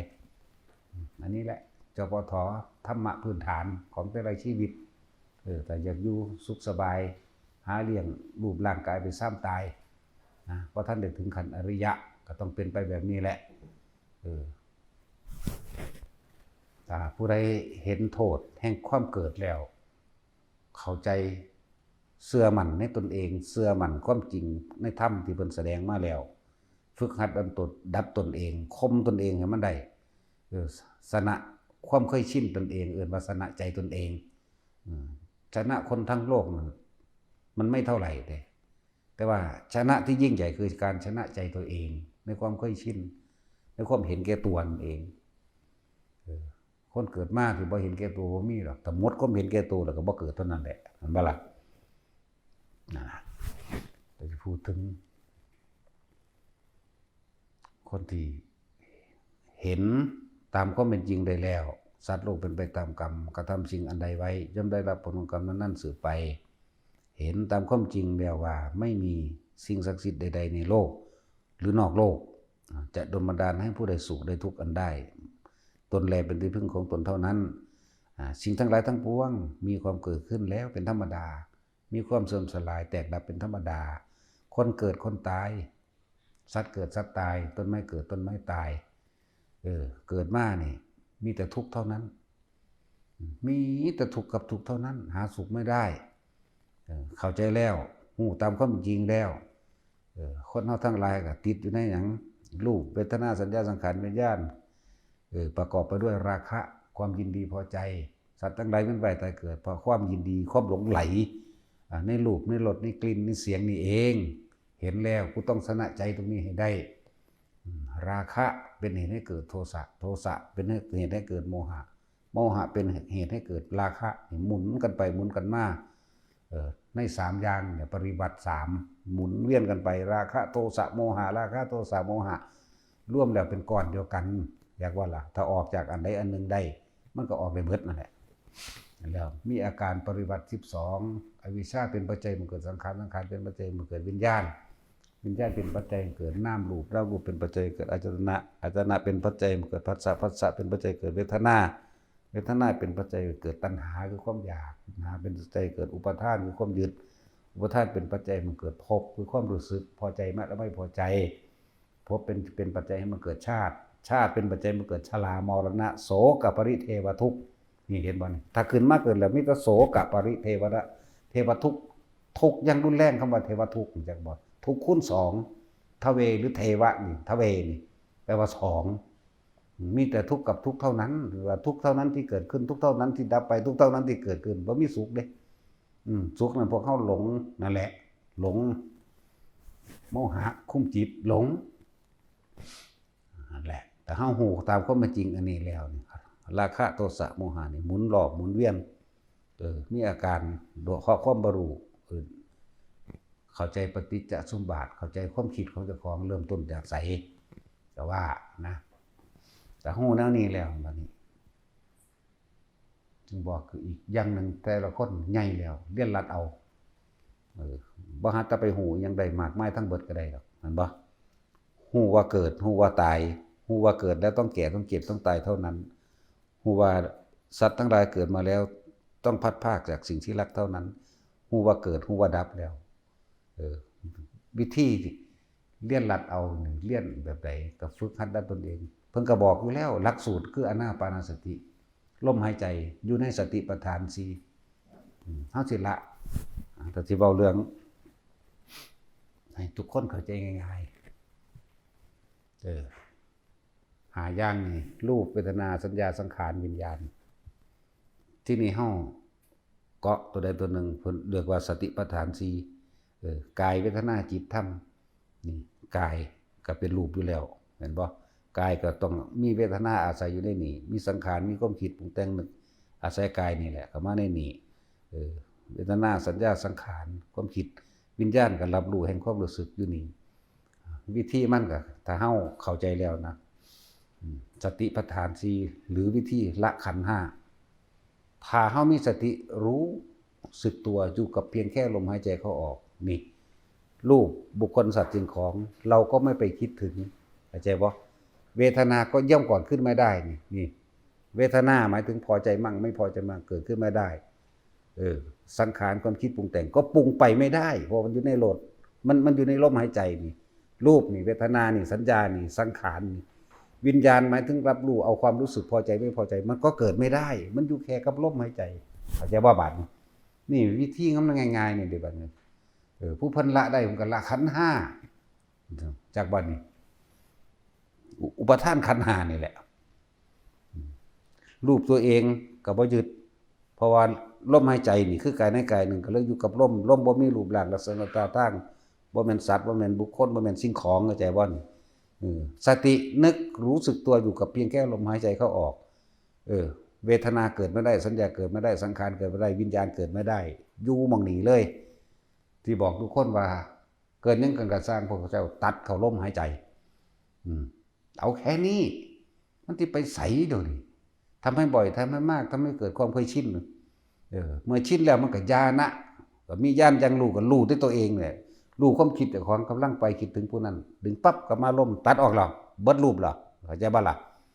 ทั้งรูปตัวเองและรูปบุคคลผู้อื่นหายเบิดล่ะนั่นอยู่ในลมหายใจมันคิดบ่ได้อยากว่า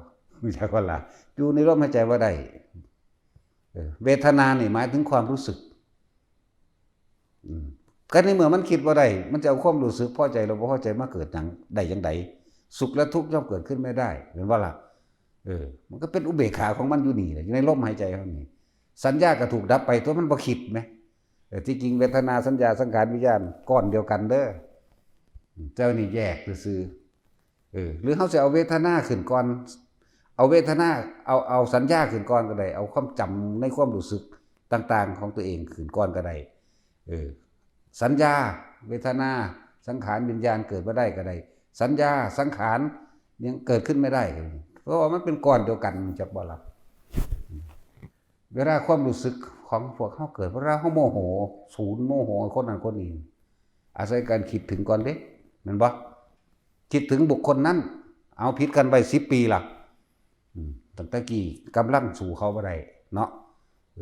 มีความน้อยอกน้อยใจหรือปมใดอย่างหนึ่งกูกลับขึ้นไปสัตว์มันขึ้นซะบ่นะนั่นคิดบ่ล่ะคิดถึงเรื่องราวที่เคยทะเลาะเบาะแว้งกันแล้วสู่เขาบ่ได้คิดบ่ล่ะ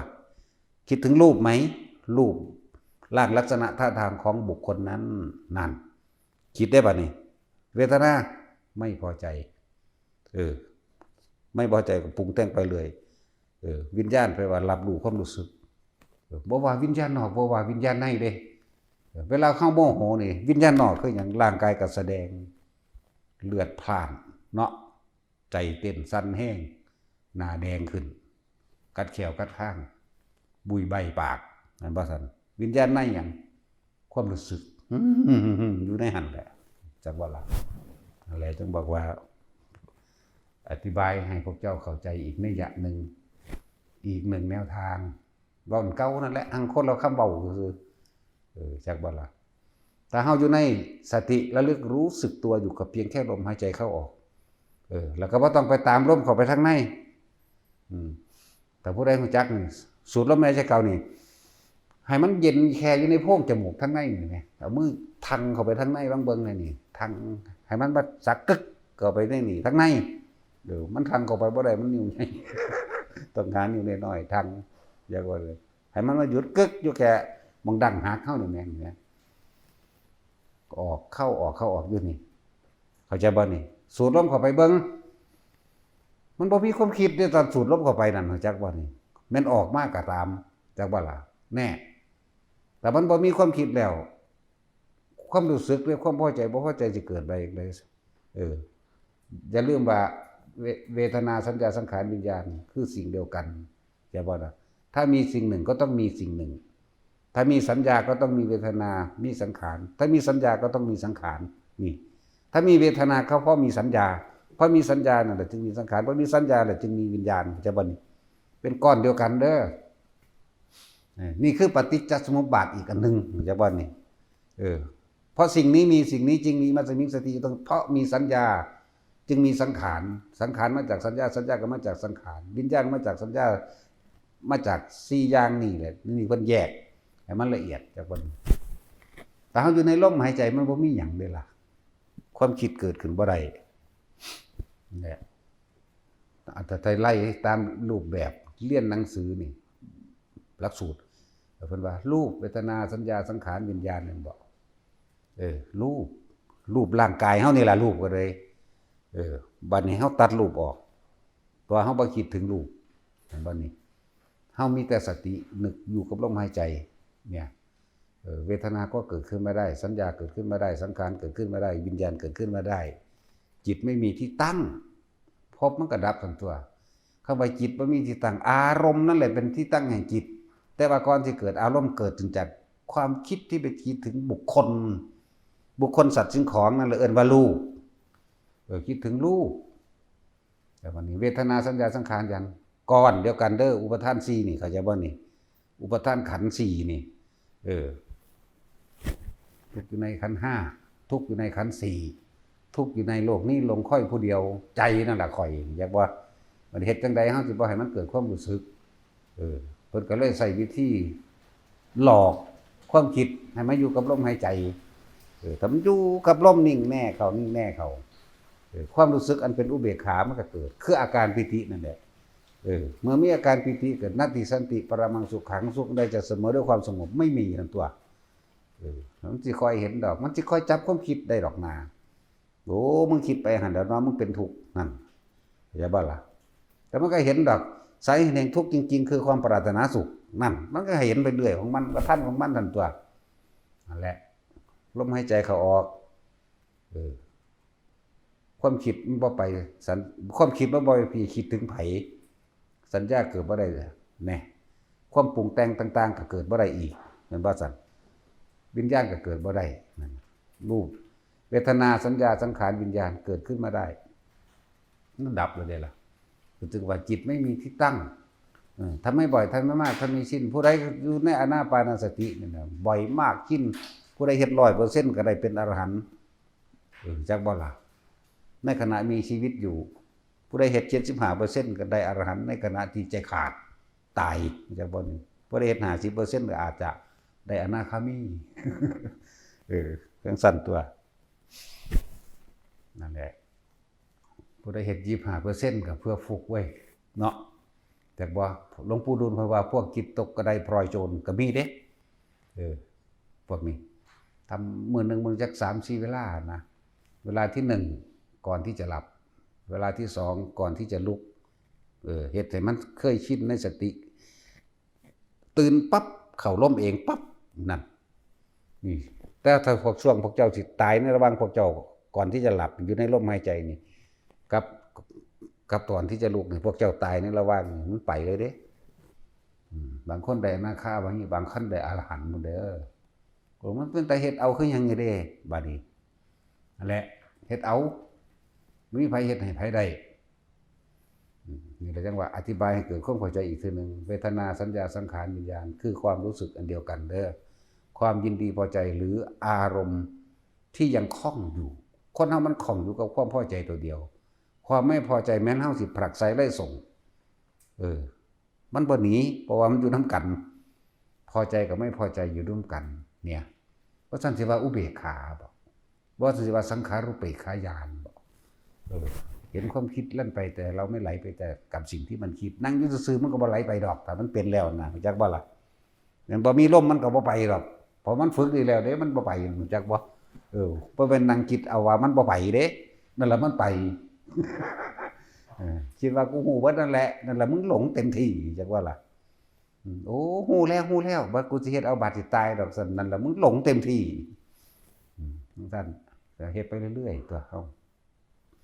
เวทนาสัญญาสังขารวิญญาณรวมแล้วคือใจคือความรู้สึกอย่าว่านี่อารมณ์ความรู้สึกนั่นเองคำว่าใจก็ดีปานิธาเมื่อความคิดไม่คิดถึงบุคคลสัตว์สิ่งของเอิ้นว่ารูปไม่คิดถึงรูปมันมาจากสัญญานั่นแหละเห็นบ่ล่ะบ่มีผู้ใดไปคิดฮอดอนาคตที่มันจะเกิดดอกแม้มื้ออื่นสิเป็นหยังยังบ่รู้เลยนี่มันมีแต่คิดถึงอดีตคือเมื่อวานนี่คือปีที่แล้วจังซี่โอ้ยอยากให้เป็นแบบนั้นเด้นั่นมันต้องไปแว้งอนาคตไว้จากบ่แต่ว่ามันลืมปัจจุบันขณะลมหายใจนี่แหละปัจจุบันจากว่าลมหายใจนี่แหละว่างเฮ็ดไปเถอะบ่ต้องไปเฮ็ดอันอื่นอีกดอกนะส่วนต่อจากจับลมหายใจได้แล้วความสงบได้เกิดขึ้นแล้วอาการปิติก็เกิดขึ้นก็ทรงฌานเจริญฌานจึงว่าที่ฝึกให้ทุกคนอยู่นี่จิตมันทรงฌานของมันดิจิตทรงฌานมันนึกเมื่อไหร่ได้เมื่อนั้นนี่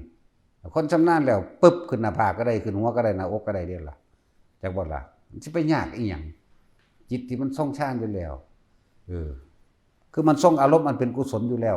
มันสิกุศลเรื่องใดก็ช่างแค่จะนึกก็มาถึงความรู้สึกในตัวเองมันก็ขึ้นรถได้ล่ะปึ๊บขึ้นนี้รถก็ขึ้นรถหน้าอกก็รถหัวก็ได้นั่นก็ได้เพื่อเป็นเครื่องยืนยันตัวเองว่าเป็นผู้ทรงฌานเจริญฌานก็เอาอาการปิตินั่นน่ะมาเป็นเครื่องยืนยันว่าเป็นฌานเฮาก็อาศัยปัญญาจากพระพุทธเจ้าแนะนำสั่งสอนให้แล้วในอนิจจังในทุกข์ในอนัตตานั่นแหละปัญญาบ่มีอีหยังกี่ลังอย่างยืนแน่นอนสมัยตะกี้เขาเจ้าเก่งอยู่เด้แต่ว่าขาดความรู้ตามความเป็นจริงเขาเจ้ายึดความสงบจากว่าล่ะที่พวกสิมาแซะเข้ามาว่าไม่บรรลุดอกก็สร้างแม่มึงแล้วเนาะกูเฮ็ดนำพระพุทธเจ้าเด้กูบ่แม่นชาติโลกีแบบนั้นมันมีฤทธิ์มีเดชมันก็มีเป็นจังสิบ่มีเพียงแต่ว่าเอามาใส่เฮ็ดหยังถ้าบ่จำเป็นเนาะถ้าจำเป็นก็ใส่อยู่ดอกแต่ว่าบ่ได้ใส่เพื่อให้ผู้ใดมาหลงงมง่ายดอกมันบ่ล่ะจะไปเว้าเถาะตายคือเก่าแมงคือเอาสอนอีหยังดอกเนาะพระโมคคัลลาเป็นผู้มีฤทธิ์กว่าหมู่ตัวในเรื่องพระสงฆ์เนาะคือเขาคือขาตายอยู่ก็กรรมเจ้าของเองได้เฮ็ดเองก็ดีเนาะนั่นกันแล้วเขาก็เรียกว่าได้สอนแนวมื้อนี้นะพระสิเว้าเหาะได้ก็สร้างหิแมงดอกกูก็หอมาคือกันนี่แหละแต่กูบ่ทันบวชก็เลยพุ่นเด้เฮ็ดอะไรตะพุ่นเด้เนาะต้องบอกตอนนั้นว่าตอนนี้มันสิมีคนมาแซะอีกมันเตะปากคนอีกซั่นแหละก็บ่เห็นว่ามันสิแล้วกับเขาย้อนแหมเนาะหอไปหาปลาก็บ่ได้นั่นเป็นกิเลสเนาะตัดสินกูขี่รถไปหาอยู่หามึงนี่ว่างจิตบ่เป็นกลางมันไปบ่ได้อีกเด้อมันนั่นน่ะบ่ธรรมดาเด้นั่นแล้วก็บอกตัดสินภาวนาจะอยากเบิ่งหีเบิ่งดากเขาบอกแต่ว่าถ้าอยากบ่เห็นเด้ถ้าว่าอยากมันต้องเห็นเด้จังซั่นแล้วแต่ว่าตัดสินก็สิสอนให้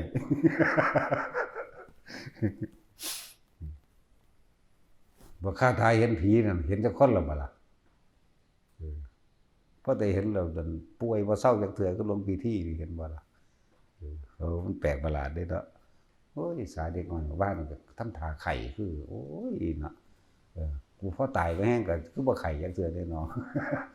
แต่ว่าอย่าลืมเด้อบาดตายเลยเด้บ่ป่วยเด้อันนี้พวกเจ้าอย่าประมาทไปเด้บาดตายเลยบ่มีไผหูเมื่อนำข่อยเด้ก็บ่ได้มาแสดงความป่วยบ่ได้เห็นเด้กับมันบ่แสดงเองนำเนาะนั่นแล้วต้องใจเข้มแข็งอย่าไปโอดโอยกับพวกป่วยๆนั่นนี่เฮ็ดคือบ่ป่วยนี่แหมเฮ็ดคือบ่ไข้นี่แหมอุ้ยภาษาของเขาสำนั่นเนาะมันก็สิไข้มาจากไสคิดว่ามันบ่ไข้แล้วมันก็บ่ไข้บ่ป่วยซั่นตัวอันนั้นใส่ความคิดอยู่อยากว่าล่ะคิดว่ามันบ่เก็บมันก็บ่เก็บซั่นตัวเนาะผีก็คือกันคิดว่ามันมีก็มีอยู่ในความคิดพวกเจ้านั่นแหละอันนี้เอาบัดนี้เว้าจริงๆจังๆ คนเฮาแต่บ่คิดถึงบุคคลสัตว์สิ่งของความรู้สึกเห็นว่าเอาสังขารขึ้นก้อนก็ได้เห็นว่านี่เอาความคิดขึ้นก้อนก็ได้ความคิดก็ต้องปนไปด้วยสัญญาเด้แม่นบ่ล่ะความคิดนี่สิคิดถึงหยังเอาแต่บ่คิดถึงสัญญาความคิดนี่ในสัญญานี่ในเวทนานี่ในวิญญาณนี่คือสิ่งเดียวกันเด้อจากว่าล่ะนี่เว้าจริงๆจังๆก็ได้บัดความคิดย่อมคิดถึงสัญญาอดีตเรื่องเก่าๆความรู้สึกเก่าๆอันเกิดจากบุคคลสัตว์สิ่งของนี่คิดถึงรูปบ่รูป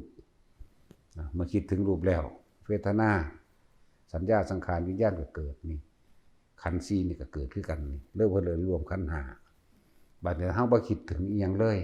บุคคลสัตว์สิ่งของบ่คิดถึงแต่คิดถึงลมสติคิดถึงกับลมหายใจเวทนาเกิดบ่ได้สัญญาเกิดบ่ได้สังขารเกิดบ่ได้วิญญาณเกิดบ่ได้พบดับบัดนี้เฮาก็เฮ็ดให้มันชินนี่แหละเว้ยมันชั่วขณะหนึ่งมันจะจับจุดบ่ได้แต่ว่าทำให้มากทำให้บ่อยทำให้ชินเดี๋ยวก็เกิดสิ่งที่บุญดังย่านคือความรู้เกิดขึ้นมาเองดอกรู้ก็รู้ได้ตนเองนะรู้ตัวนี้บ่ได้สามารถเอาให้ผู้ใดได้เด้รู้ว่าว่างมันเอาให้ไผบ่ได้คำว่าว่างนี่มันอธิบายบ่ได้เด้มันบ่คือเสือกผูกงัวผูกควายเด้เห็นบ่มันบ่คือหมกม่วงหมกฮงเด้คำว่าว่างในช่วงนี้จะสิว่าจังได๋ก็มันว่างคือพวกเจ้าเฮ็ดกระดาษออกจากผ้าเฮ็ดขวดน้ำเฮ็ดก้อนหินก้อนนั้นนี่ออกเลยพวกเจ้าคิดบ่ออกได้ว่ามันออกได้แบบใดก็ตอนมันว่างมันจะเอาหยังมาคิดออกก็มันว่างผลมันต้องปราศจากความคิดนึกปราศจากความรู้สึกปราศจากความปรุงแต่งปราศจากสัญญาพร้อมจักบ่สัญญาเวทนาสัญญาสังขารวิญญาณช่วงมันว่างมันบ่มีหยังเสียเลยเด้จักบ่นั้นมันขณะเดียวจักบ่ล่ะท่านตัวแล้ว คำว่าใจคืออารมณ์ความรู้สึกที่ยังคล้องอยู่ในสุขเฮาเลยทุกอันเราควรกำหนดรู้เด้อย่าลืมเด้ทุกคนเฮาคืออยากตัดออกไปเลยเด้บ่ได้เห็นสาเหตุมันเด้มันเลยละบ่เป็นจักบ่ล่ะแล้วบ่ต้องไปพักใส่ไหลซกมันเบิ่งมันตัวอธิบายหลายมันยาวมื้อนี้เอาสั้นๆตรงที่ว่านี่ถ้าเฮาอยู่กับลมหายใจสติรู้สึกตัวอยู่กับลมหายใจเข้าออกมีอาการปิติเกิดขึ้นพร้อมนี่อยู่แค่กับมันแค่นี้แหละเวทนาเกิดไม่ได้พอใจและไม่พอใจเกิดไม่ได้สัญญาก็เกิดไม่ได้เกิดบ่ได้ต้องบ่ไปคิดไหมสังขารนี่มันก็บ่ไปคิดไหมความคิดนึกปรุงแต่งเกิดไม่ได้อีกก็มันบ่ไปคิดถึงบุคคลสัตว์สิ่งของวิญญาณรับรู้ความรู้สึกในความพอใจและไม่พอใจเกิดไม่ได้แม้ว่าละบาดนั่นแล้วเฮ็ดอยู่ในหูดังนี่พระอรหันต์ก็ในหูดังนิพพานก็อยู่ในหูดังพวกเจ้าแล่นหาทางนอกแล่นหาพระอรหันต์องค์นั้นองค์นี้บ่เห็นดอกเนาะเห็นแต่คนนั่นแล้วจึงบอกว่าพระอรหันต์กับปุถุชนมีร่างกายเหมือนกันเจ็บปวดร้อนหนาวหิวตายเน่าเหม็นคือกันเห็นบ่แต่ว่าสิ่งที่บ่คือเพิ่นบ่มีความคิดปรุงแต่งในความอยากได้อยากดีอยากมีอยากเป็นแล้วเพิ่นเลยบ่มีอารมณ์ความรู้สึกในความพอใจและบ่พอใจนี่เพิ่นว่างอุปทานขันธ์5แล้วละอุปทานขันธ์จากบ่นี่เวทนาไม่มีหมายถึงพอใจและไม่พอใจก็บ่มีสัญญาในความอยากได้อยากเป็นอย่างโน้นอย่างนี้ก็ไม่มีความคิดปรุงแต่งในความอยากได้และอยากเป็นก็ไม่มีเมื่อไม่มีสิ่งเหล่านี้แล้ววิญญาณหมายถึงความรู้สึกพอใจและไม่พอใจเกิดขึ้นมาได้นี่ไม่มี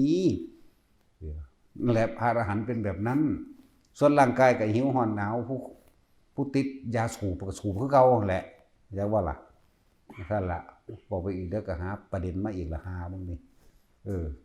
ผู้กินข้าวคือเก่าล่ะไข่แน่บัดมันจังบ่มีแนวเถียงเดี๋ยวมันจะบ่ให้พระอรหันต์กินข้าว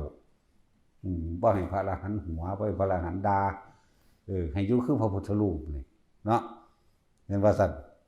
แต่ขนาดมันอยู่ตะเพิ่นก็คนก็ยังด่าเพิ่นอยู่ พระพุทธรูปก็เลยพระอีหยังบ่เคยเห็นแนวนี้พะนะบ่เคยเห็นแล้วลูกเขาอีหาสันดานหมา ใครอยู่ดอกเขาบ่แม่นพระอรหันต์เขาด่าแมงโคตรพ่อโคตรแมงเลยจังซั่นเด้จังซั่นแหละแต่พวกอันนั่นก็ว่าเข้าไปแหละดังง่ายๆได้บาดนี้แต่เฮาความเข้าใจนี่ง่ายๆนี่เหลือแต่การกระทำของเฮาเองบ่เกินวิสัยของทุกๆคนดอกมันบ่ซั่นบ่เกินความเพียรบ่เกินความพยายามของแต่ละคนดอกก็บ่แม่นว่าเฮ็ดมื้อเดียวก็สิมาได้สำเพิ่นเนาะ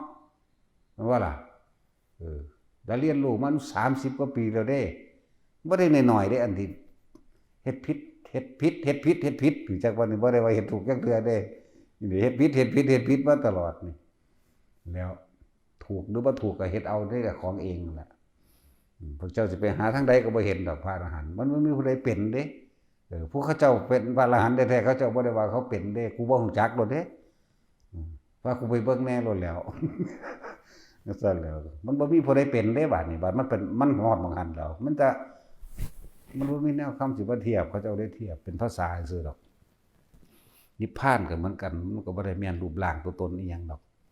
คือความว่างล่ะเฮาสิเฮ้ยคำว่าว่างสิอธิบายว่าจังไดก็มันบ่มีความคิดสิไปวางสั่นในหันก็บ่มีสัญญาในหันสังขารบ่มีวิญญาณบ่มีมันจบแล้วจักว่าล่ะแบบ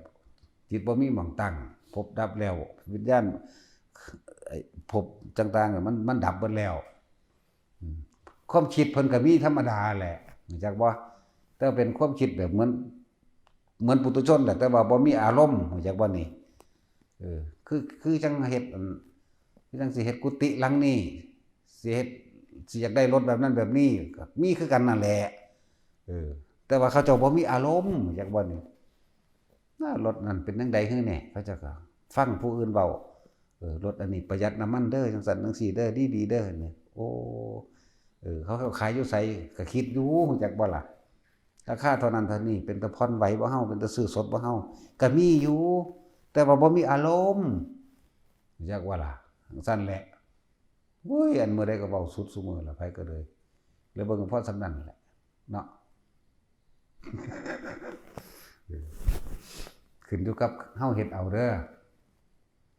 บ่มีผู้ใดเฮ็ดให้ไผได้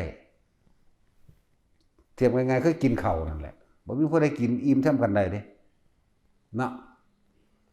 ปวดแขวก็คือกันก็เฮามันมีแต่ปวดแขว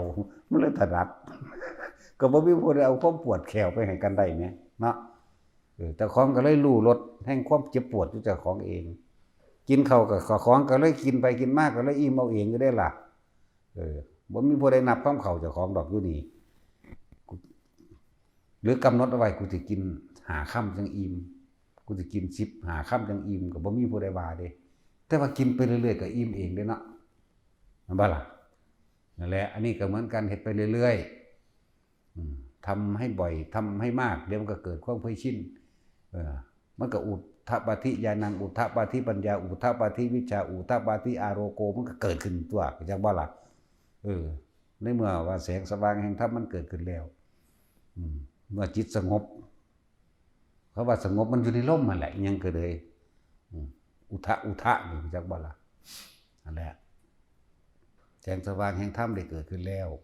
ญาณได้เกิดขึ้นแล้ววิชาหมายถึงความรู้ตามความเป็นจริงได้เกิดขึ้นแล้วอุทธปาธิญาณังอุทธปาธิปัญญาอุทธปาธิวิชานี่ความรู้แจ้งเห็นจริงได้เกิดขึ้นแล้วอุทธปาธิอาโรโกแสงสว่างเกิดขึ้นได้บัดบ่แม่นแสงคือหลอดไฟดอกนั่นแหละสว่างสวัยในใจของเฮาเนี่ยเป็นอุปมาอุปไมยบ่แม่นสว่างแบบดวงอาทิตย์ดอกความว่างที่หาประมาณบ่ได้จักบ่ล่ะมันบ่แม่นความมืดแบบหาประมาณบ่ได้เฮาหลับตาลงนี่ความมืดหาประมาณบ่ได้เนาะเพราะมันบ่เห็นแต่ความคิดความจำมันนั่นเด้เนาะลองมืดแบบบ่มีอิหยังลองเบิ่งเด้อนั่นแหละถ้าสิมืดแบบสายตาเฮาไปอยู่ในที่มืดตัวนึงหลับตาลงแล้วมันบ่เห็นหยังเด้มันมืดแบบนั้นแต่ว่าความสว่างทางธรรมนี่หลับตาลงมันสว่างจังว่าล่ะมันบ่อันตู่มันบ่ตีบตันแล้วนั่นแหละถ้าปาฏิอาโรโกแล้วผู้ใดเฮ็ดผู้นั้นก็สิฮู้ในตนเองแต่สิเอาความว่างเอาความปล่อยว่างเอาความเป็นอนัตตาออกมาบอกมันบอกบ่ได้เด้เอาความเป็นธรรมธาตุ เอาความเป็นมันบ่มีความเป็นเอาสมาทาน